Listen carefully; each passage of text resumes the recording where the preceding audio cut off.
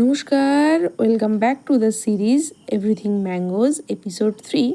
আজকে বানাবো আম পোয়া। আর এই আমগুলো দেখছেন, এই আমগুলো নিয়ে এসছে হচ্ছে আমার দেওর। তো অনেক কটা খাওয়া হয়েছে, তাই ভাবলো ওর আনা আম দিয়ে আমি একটা আমের রেসিপি বানাই। এই আমগুলো বেসিক্যালি ছিল দশহরি, প্রচণ্ড মিষ্টি।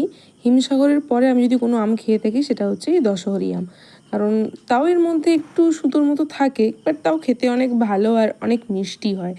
আমি 1 কাপ সুজি দিয়ে মালপোয়াটা বানাচ্ছিলাম। 1 কাপ সুজির জন্যে আমি মাত্র 2 চামচ চিনি ইউজ করেছিলাম, আর আমটা এতই মিষ্টি ছিল।